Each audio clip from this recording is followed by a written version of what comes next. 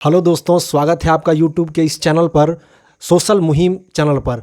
और आज हम लोग बात करने वाले हैं बिहार में शिक्षा का जो स्तर इतना गिरते जा रहा है। आज हम लोग उस पर चर्चा करने वाले हैं। तो आज का चर्चा का विषय ये है कि बिहार में जो शिक्षा का स्तर इतना गिरते जा रहा है, तो इसके लिए कौन जिम्मेदार है? सरकार जिम्मेदार है, या फिर जनता जिम्मेदार है, या फिर वो कर्मचारी या वो शिक्षक जिम्मेदार हैं जो स्कूल में पढ़ाते हैं? आज हम लोग इसका पूरा निचोड़ निकालने वाले हैं।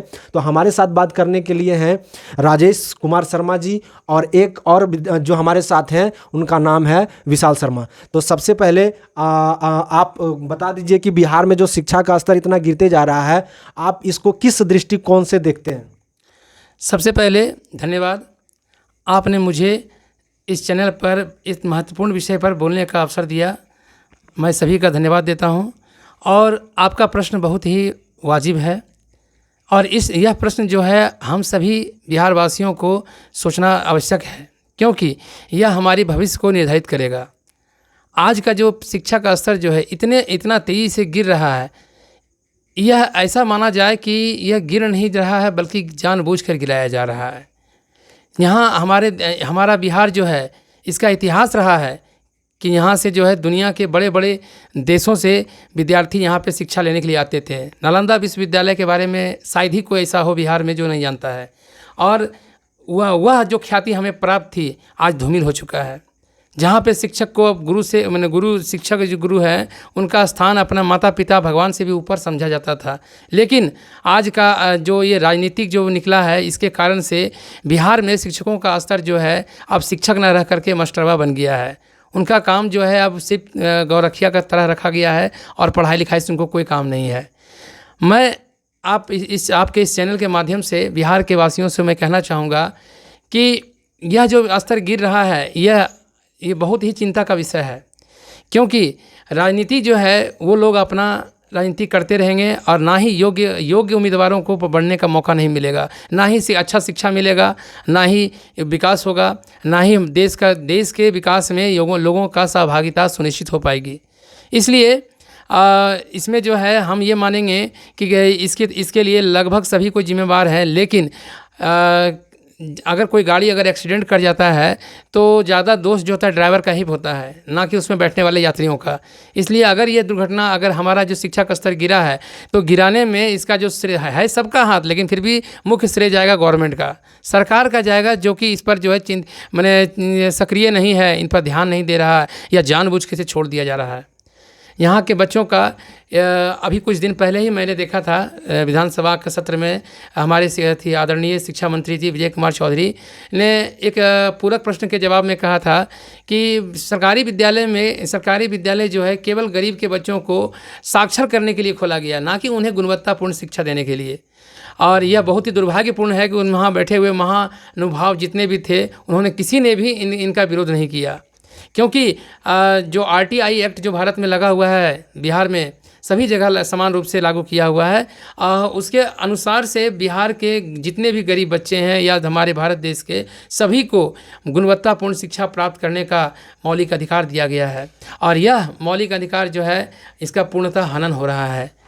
तो जैसा कि अभी राजेश कुमार शर्मा जी बोल रहे थे कि शिक्षा का जो स्तर है वो गिर रहा है, और साथ में यहाँ पे इन्होंने ये भी बोला कि जो शिक्षा का मूल अधिकार है, यानी राइट टू एजुकेशन जो हमारा है, क्या उसके तहत उसका जो फुलफिल हो रहा है, क्या वो मतलब जो पढ़ाई उस स्तर का होना चाहिए था, और जो भी हम लोगों को राइट टू एजुकेशन के अनुसार जो हम लोगों को शिक्षा का अधिकार मिला है, क्या उसके अनुसार विद्यालयों में पढ़ाई जो है वो उसका सुचारू रूप से चल रहा है? सबसे पहले तो सर से हम लोग ये जानना चाहेंगे कि राइट टू एजुकेशन क्या कहता है। हम लोग के बच्चा को जो शिक्षा का नियम लगाया गया है, क्या कहता है वो नियम? बताइए सर, थोड़ा क्या कहता है नियम? राइट टू एजुकेशन एक्ट जो है, इसके तहत में 6 वर्ष से लेकर के 14 वर्ष के बालकों के लिए मुफ्त और अनिवार्य शिक्षा का प्रावधान किया गया है, जिसमें उन्हें एक मौलिक अधिकार दिया गया है कि सभी बच्चों को जाति कोटि को छोड़ करके सभी बच्चों को मुफ्त और अनिवार्य शिक्षा प्राप्त करना है। इसके लिए सरकार सुनिश्चित करेगी कि कैसे शिक्षा को मुहैया कराया जाए। तो क्या ये सरकारी स्कूल में ही होगा या प्राइवेट स्कूल में भी होगा? सरकारी और प्राइवेट दोनों में है। मुफ्त शिक्षा का जहाँ तक बात आया तो सरकारी में 100% है और जबकि प्राइवेट के लिए 25% रखा गया है। 25% जो है इसके लिए सुनिश्चित किया गया है प्राइवेट स्कूलों में। 25% मतलब कि जो है बच्चा को निःशुल्क शिक्षा देगी जितना भी प्राइवेट स्कूल है ये। लेकिन हमको तो ऐसा नहीं लगता है कि प्राइवेट स्कूल 25% का शिक्षा दे रहा है अभी कोई। इसके लिए प्राइवेट स्कूल वाले दोषी नहीं हैं। इसलिए दोषी नहीं है कि कोई भी आदमी अपना इनकम को कम करना नहीं चाहता है। लेकिन यदि अगर जागरूक अगर अभिभावक रहेंगे और उन्हें अपना अधिकार पता रहेगा कि मेरा अधिकार क्या है लेने का, तो वह उस पर जा करके अपना अधिकार को बता करके वहाँ पे नामांकन लेंगे और उसके बाद यदि नहीं मानेंगे तो उनके ऊपर FIR करेंगे। तो इससे क्या होगा, वो उसको निश्चित तौर पे 25% को निःशुल्क शिक्षा उसको देना ही होगा। ठीक है। और हम लोग जो है आए दिन ये देखते रहते हैं कि बहुत सारे यूट्यूब पर वीडियो देखते हैं जिसमें कि बहुत सारे शिक्षकों के बारे में ऐसा वीडियो दिखाया जाता है कि वो मतलब जिस क्लास में बच्चों को पढ़ाते हैं शायद से उनको वो पढ़ाने के लायक नहीं है। मतलब बहुत सारे हज़ारों हज़ार वीडियो ऐसे यूट्यूब पर मिलते हैं। तो आप इसके बारे में आप क्या बोलना चाहते हैं कि ये जो बहाली शिक्षकों की हुई है, जो कि जिस लेवल का उनका शिक्षा होना चाहिए पढ़ाने का वो नहीं हो करके, और जितने भी शिक्षक बहाल हुए हैं तो उसमें बहुत सारे शिक्षक अच्छे भी हैं। ऐसा नहीं है कि 100% शिक्षक जो है वो मतलब पढ़ाने के लायक नहीं है, लेकिन बहुत सारे शिक्षक ऐसे भी हैं जो कि सही ढंग से बच्चों को शिक्षा नहीं दे पा रहे हैं। तो इसमें मतलब कहाँ पे गड़बड़ी हुई? देखिए, यहाँ जहाँ तक बात आती है कि शिक्षकों का क्लास में सही सुचारू रूप से पठन पाठन का कार्य नहीं करने का, तो इसमें शिक्षक तो दोषी निश्चित तौर पर हैं, क्योंकि ऐसा नहीं है कि कोई भी शिक्षक बना है उनको जानकारी नहीं है। और जो जिस विद्यालय में वो पदस्थापित हैं उसमें बच्चा जो है उसके हर रैंक का, हर स्तर का उन्हें मिलता है। यदि उनका जो जितना उनका नॉलेज का स्तर है उसके अनुसार से ही बच्चों को अगर चयन करके, वर्ग का चयन करके अगर वो चाहे तो गुणवत्तापूर्ण शिक्षा प्रदान कर सकते हैं। लेकिन स्कूलों के अंदर में शिक्षकों को सरकार ने इतने वर्गों में बांट दिया है कि एक दूसरे को देखकर कोई भी शिक्षक पढ़ाना नहीं चाहता है। क्योंकि एक ही विद्यालय में कुछ शिक्षक ऐसे भी हैं जो शिक्षा मित्र से डायरेक्ट शिक्षा बने हैं। मतलब डायरेक्ट उनका जो है 2006 में बहाली हुआ है, ना ही कोई परीक्षा दिया है, डायरेक्ट वो बन गए हैं, मैंने सर्टिफिकेट और प्रमाण पत्र दिखा करके वो लोग बन गए शिक्षक। और कुछ ऐसे हैं जो कि नियमित शिक्षक के रूप में बहाल हुए हैं 35,500 वाला में, और वो शिक्षक जो है उनका सबसे ज़्यादा सैलरी प्राप्त करते हैं, मतलब उनका 60 से प्लस है, और 60 से प्लस। और वैसे शिक्षक हैं। और तीसरा ग्रुप जो है नियोजित शिक्षक हैं, जो कि परीक्षा क्वालिफाई कर करके वो आए हैं, उनमें योग्यता जो है पूरा कूट कर भरा हुआ है। लेकिन वो जब विद्यालय में आते हैं तो पहले आने के बाद एक ही स्कूल में काम करने के लिए, समान काम करने के लिए वेतन में इतनी विसंगतियां सरकार ने पैदा कर दी कि जो योग्य भी हैं उनको लग रहा है कि अगर हम ज़्यादा भी पढ़ाएंगे तो हमको बेनिफिट, हमको मैंने पैसा जो है कम ही दिया जाएगा। पहला तो ये बात हो गया। और दूसरी बात यह है कि जो शिक्षक को ज़्यादा पैसा दे रहा है वो सिर्फ आते हैं और अपना विद्यालय में खाना पूर्ति करके चल जाते हैं, वो अपना योगदान कुछ भी नहीं देते हैं। और जितने भी 2006 वाले शिक्षक बहाल हुए हैं वो लगभग बिहार सरकार के जितने भी सरकारी विद्यालय हैं उसमें प्रभारी का पद पर बैठे हुए हैं, और प्रभारी बन करके वो जो है वहाँ तानाशाही का पद वो चला रहे हैं। तो जब इस तरह का जो माहौल बना हुआ है तो फिर सरकार इस पर कुछ एक्शन क्यों नहीं लेती है? क्यों वैसे शिक्षकों पर कार्रवाई नहीं हो पाती है? तो कहाँ पे सरकार के द्वारा कमियां रह जाती है? सबसे पहली बात यह है कि सरकार का जो मंशा है वो साफ नहीं है। वो नहीं चाहता है कि सरकारी विद्यालय में जो बच्चे पढ़ते हैं उन्हें गुणवत्तापूर्ण शिक्षा प्राप्त हो, और अगर गुणवत्तापूर्ण शिक्षा पर अगर वो विशेष ध्यान देंगे तो शिक्षकों का मांग भी उन्हें पूरा करना होगा। इसलिए ये केवल शिक्षकों को वो सिर्फ बच्चों को रोकने के लिए, छेकने के लिए, मतलब एक गोरखिया की तरह उसको बहाल कर दिया है। उनका मन पड़ता है तो उनसे जो है लैट्रिन, शौचालय का जांच करवा लेते हैं, नाना प्रकार का शैक्षणिक छोड़ करके गैर शैक्षणिक कार्यों में लगा देते हैं, जिससे भी शिक्षकों का मनोबल टूटता है। तो इसका मतलब ये है कि ये हम समझ सकते हैं, तो इस तरह से तो बच्चों का भविष्य के साथ खिलवाड़ हो रहा है, और आने वाली पीढ़ी जो है कहीं ना कहीं उसके साथ अन्याय हो रहा है। निश्चित तौर पर जो है बच्चों का नहीं बल्कि बिहार के भविष्य के साथ खिलवाड़ हो रहा है। क्योंकि कौन जानता है कि जो बच्चे सरकारी विद्यालय में अभी पढ़ रहे हैं वो आने वाले समय में वो क्या बनेंगे। अगर उनको जैसा संस्कार, जैसा शिक्षा दिया जाएगा, उनमें से ही कोई वीर भगत सिंह बने, कोई जवाहरलाल नेहरू बने, कोई महात्मा गांधी बने। ऐसा बहुत सारे हैं जो कि मैंने उनकी प्रतिभा को मैंने निकल करके वो देश के लिए बड़े काम करे और बिहार का नाम पूरे विश्व में फैलाए। देखिए, भारत जो है वो हम लोग ऐसा सपना देखते हैं कि भारत विश्व गुरु बनेगा, लेकिन बिहार में शिक्षा का स्तर सबसे ज़्यादा गिरा हुआ है। तो भारत और बिहार, ये दोनों, जब बिहार बढ़ेगा तो उसके साथ साथ भारत भी आगे बढ़ेगा। तो शिक्षा का स्तर जो इतना गिरा हुआ है, आज तक हम कहीं भी नहीं देखते हैं कि इस पर खुल के चर्चा, कहीं भी विधानसभा में या लोकसभा में कुछ भी इसके ऊपर चर्चा होता है। तो ऐसा क्यों नहीं होता है कि जो जनता है वो तो अपना मांग को सरकार के सामने रख सके या अपना आवाज़ को सरकार तक पहुंचा सके। इस पर आप क्या बोलेंगे? देखिए, सबसे बड़ी बात तो यही है कि हमारे बिहार की जो जनता है उनमें से अधिकांश जनता जो है वो अपने अधिकारों को भली भांति नहीं जानते हैं। उन्हें नहीं पता है कि सरकारी विद्यालय जो खोले गए हैं उनके बच्चों के भविष्य के लिए बनाए गए हैं। वो केवल समझते हैं सरकारी विद्यालय में सिर्फ मध्याह्न भोजन करने, पोशाक की राशि और छात्रवृत्ति लेने के लिए ही विद्यालय चल रहा है। सरकार ने इस प्रकार का प्रलोभन दे रखा है ग्रामीणों को और अभिभावकों को कि वो जो है अपने मूल उद्देश्य से भटक जाते हैं। जो उनके बच्चों को चाहिए जिससे कि वो एक अच्छा इंसान बन के वो पोशाक राशि है उससे बढ़िया पोशाक कमा के रख सकते हैं और अच्छे भोजन कर सकते हैं अगर अच्छा योग्य बन गए, लेकिन उनका ध्यान भटका करके उसी में रख देते हैं। यदि अगर कभी उन लोगों को फुर्सत मिलता है महीना 2 महीना साल भर में और विद्यालय अगर वो आते हैं तो आने के बाद वो कभी ये नहीं पूछते कि हमारे बच्चे में क्या प्रगति हुआ है या क्या कमियां हैं सर, उसका वो कैसे दूर होगी, इस पर चर्चा कभी आज तक नहीं करते हैं। किसी भी विद्यालय में मैंने ऐसा नहीं देखा। लेकिन वहाँ जब आते हैं तो वो केवल ये देखते हैं कि आज खाना बना कि नहीं बना, आज बच्चे को खाना मिला कि नहीं मिला, पोशाक राशि हमको क्यों नहीं दिए, उनको दिया मुझे क्यों नहीं मिला। मतलब आपका कहने का तात्पर्य यही है कि बच्चा का माँ बाप एक जरा सा भी जिम्मेदार नहीं लेता है कि मेरा बच्चा स्कूल में जाता है तो क्या पढ़ता है क्या नहीं पढ़ता है, और सप्ताह में कम से कम एक बार भी जाके मतलब देखना चाहिए। क्या आपको ऐसा लगता है? हाँ, बिल्कुल। अगर हम चाहें कि सरकारी विद्यालय बढ़िया से काम करे और अच्छी शिक्षा हमें मिले तो जनता को और नागरिकों को, अभिभावकों को यह जानना होगा कि जब उन्हीं का बच्चा जब अगर प्राइवेट स्कूल में जाता है तो वे लोग जो है अपने बच्चे को सुबह से ही सारा काम छोड़ करके उन्हें उनका होमवर्क भी कराते हैं, उसको नहला धुला करके समय उसको विद्यालय छोड़ने जाते हैं और विद्यालय के बाद उन्हें लाने भी जाते हैं। मतलब अपने बच्चों के भविष्य के प्रति वो समर्पित रहते हैं। लेकिन वही अगर यदि उनका बच्चा सरकारी में पढ़ता है तो वो जो है उनको कोई मतलब नहीं कि बच्चा स्कूल के टाइम पर गया कि वहाँ से भाग आया निकल गया, उसका उन्हें कोई चर्चा या कोई भी उनका निगरानी नहीं होता है। यही मूल कारण है।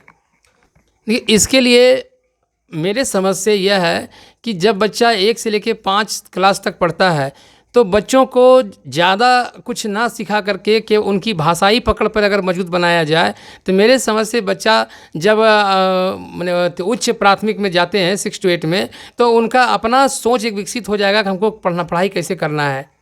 ठीक है।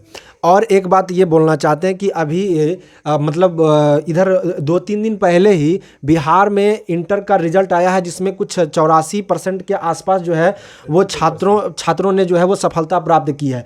तो इतना जो छात्र सफल किए हैं, स्कूल तो और कॉलेज आप लोग सभी जान रहे हैं कि कोरोना के वजह से और बहुत सारे कारणों के वजह से स्कूल विद्यालय जो बंद था वहाँ पे पढ़ाई नहीं हो पाया। तो बिना विद्यालय खुले उतना जो बच्चा पास कर रहा है तो ये कैसे पास कर रहा है? इसमें तो हमको पूरा लग रहा है कि कहीं ना कहीं घोटाला हो रहा है, या सरकार करे या फिर किसके द्वारा घोटाला किया जा रहा है। जब बच्चे स्कूल में तैयारी ही नहीं कर पा रहे हैं, पढ़ ही नहीं पा रहे हैं, तो इतने बच्चे कैसे पास कर रहे हैं? क्या इसके लिए जांच नहीं होना चाहिए कि क्या जितने बच्चे पास किए हैं वो उतने के लायक हैं, या उनको सिर्फ कागज़ का एक सर्टिफिकेट दे करके और थमा दिया जाता है, उनको पास कर दिया जाता है और उसके भविष्य के साथ खिलवाड़ हो रहा है? क्या ऐसा आपको नहीं लगता है? निश्चित तौर पर जांच करेगा कौन?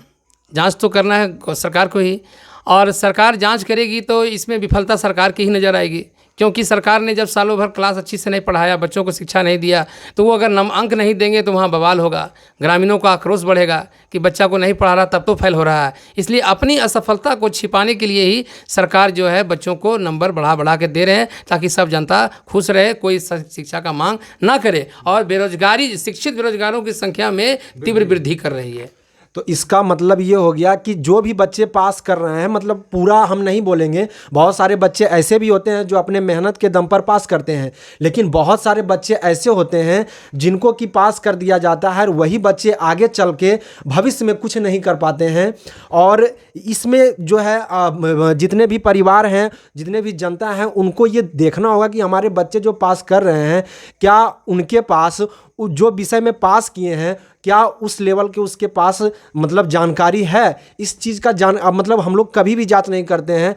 हम लोग ये देखते हैं कि मेरा बच्चा जो है, मेरा भाई हो या मेरी बहन हो, देखते हैं कि फर्स्ट डिवीज़न हो गया तो हम लोग बहुत ज़्यादा खुशियाँ मनाते हैं कि बच्चा जो है वो फर्स्ट डिवीज़न आ गया है।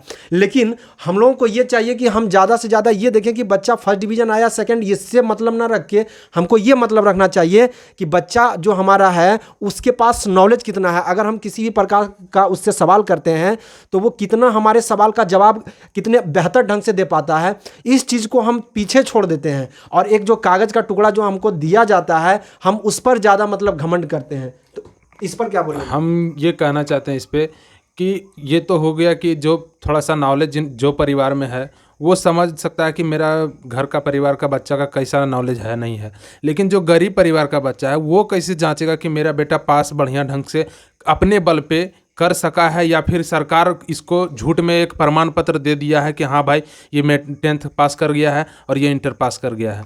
यहाँ पे एक समझने वाला बात ये भी है कि इस विषय के बारे में ना ही विपक्ष और ना ही पक्ष इस विषय पर कभी कोई भी सरकार चर्चा नहीं करना चाहती है कि सरकारी स्कूल का स्थिति आप इसका अंदाज़ा नहीं लगा सकते हैं बिहार में, खास करके कि इतना ज़्यादा गिरा हुआ है, इतना ज़्यादा गिरा हुआ है कि आप उसके बारे में उसका कल्पना भी नहीं कर सकते हैं।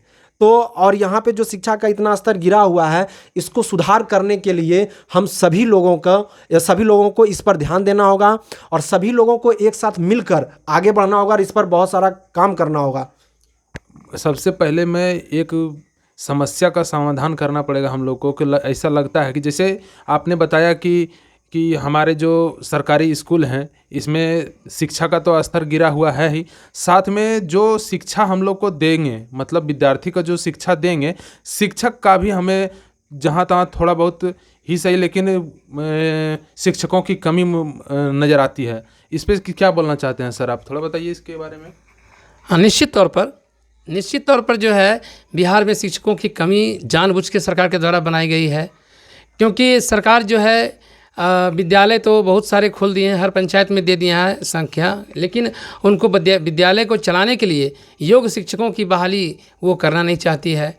अभी जहाँ तक मेरी जानकारी है कि बिहार के अंदर जितने भी मध्य विद्यालय चल रहे हैं उनमें अधिकांश मध्य विद्यालयों में जो स्नातक स्तर के जो शिक्षक होते हैं वहाँ पे पूर्णतः अभाव है। वहाँ पे प्राथमिक विद्यालय के शिक्षक ही किसी तरह से खाना परोसी कर रहे हैं, वहाँ पे योग शिक्षक का निश्चित तौर पे अभाव है। लगभग कितना % का अंदाज बता सकते हैं कि आप जो है इतना मिनिमम हो सकता है? ज़्यादा से ज़्यादा 5 से 10% ही विद्यालयों में शिक्षक 1 या 2 शिक्षक होंगे और 90% मुझे अंदाज़ा है कि मध्य विद्यालय में शिक्षकों की पूर्णतः कमी है। अच्छा, मतलब हम लोग अभी कह नहीं सकते हैं इस पर कि जो है पूर्णतः है या नहीं, लेकिन कमी है 90% लगभग कमी है। अच्छा, ये इस तरह का जो बिहार सरकार या कोई भी सरकार राज्य की सरकार करती है, तो ये क्या लगता है आपको, ये बच्चों पे इसका असर कैसा रहेगा भविष्य में 10 साल बाद या 20 साल के बाद? आपको क्या कहेंगे इसके बारे में आप?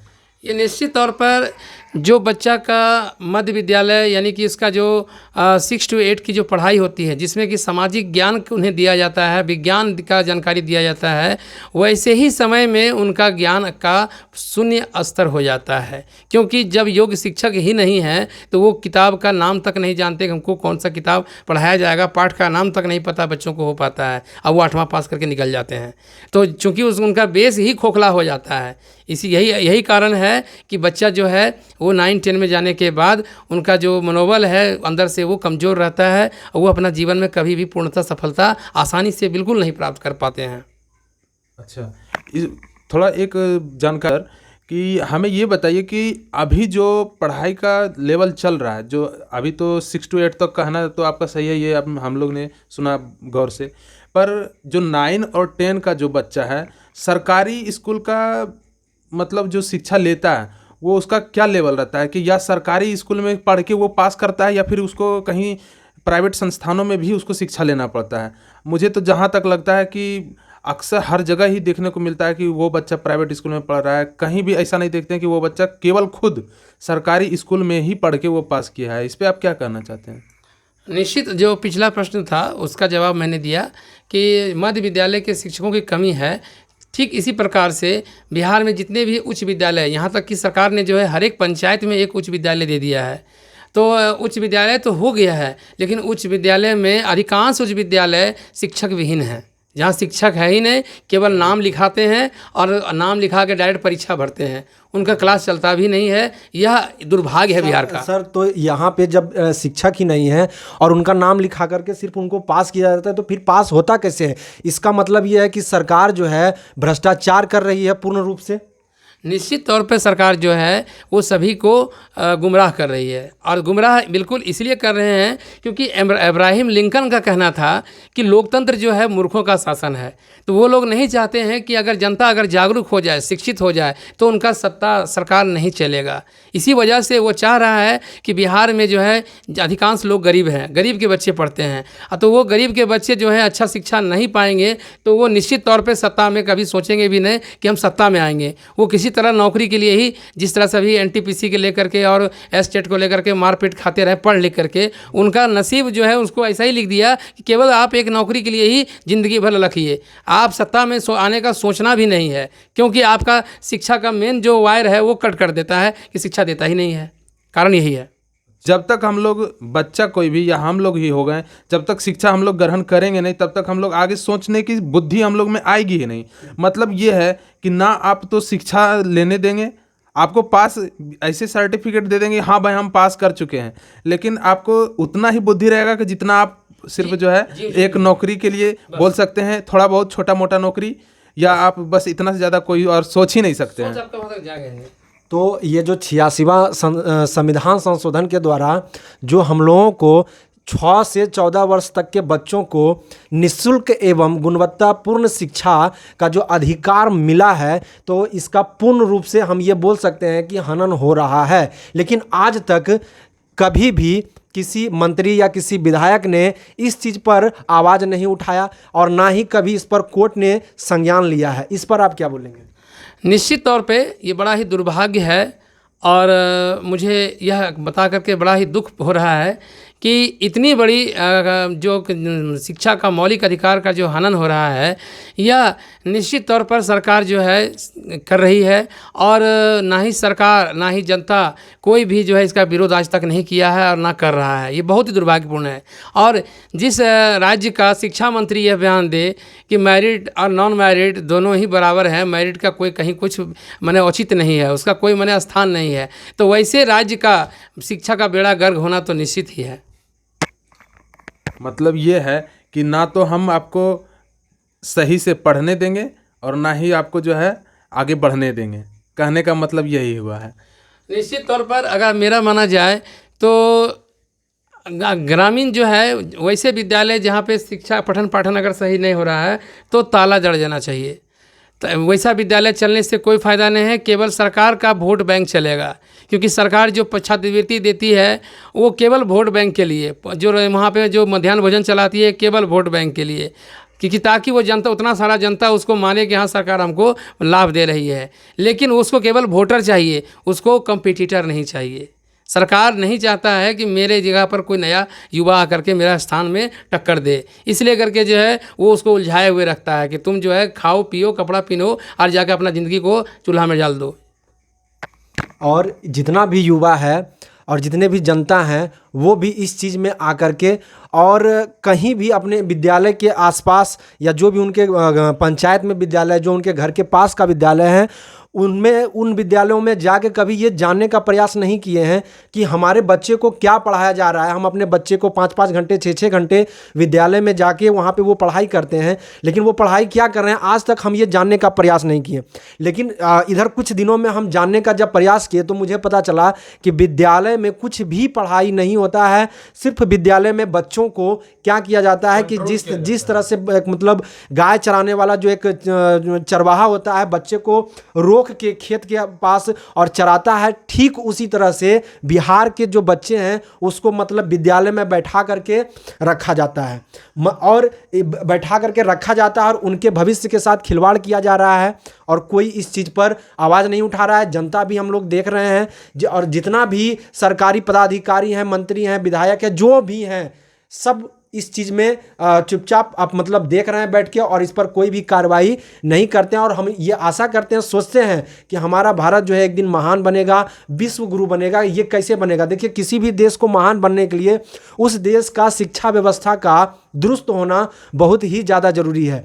अभी हम आपको एक थोड़ा सा जानकारी इसमें दे देते हैं कि भारत जो है पूरे विश्व का 135वां ऐसा देश है जो कि राइट टू एजुकेशन लागू करने वाला पूरा दुनिया का 135वां देश है। यानी इससे भारत से पहले 134 देश ऐसे थे जो कि राइट टू एजुकेशन यानी शिक्षा का अधिकार जो है उसको लागू किए। अब सोच लीजिए, तरह यहाँ पे हमेशा हम इस बात को रखते हैं और चैलेंज करते रहते हैं कि भारत जो है विश्व गुरु बनेगा, लेकिन जहाँ पे भविष्य बनाने जो बच्चा हमारा अभी आगे चल के 10 साल या 15 साल के बाद जो हमारे देश के बागडोर को संभालेंगे, उन बच्चों का जो भविष्य है, जो इसका स्किल है, जो उसका पढ़ाई का लेवल है, उसको हम एक तरह से नष्ट कर रहे हैं। और हम ये सपना देख रहे हैं कि हम भारत को विश्व गुरु बनाएंगे, तो ये कहाँ तक संभव है? ये मेरे समझ से तो बाहर है। मिलते हैं अगले वीडियो में, तब तक के लिए नमस्कार, जय हिंद।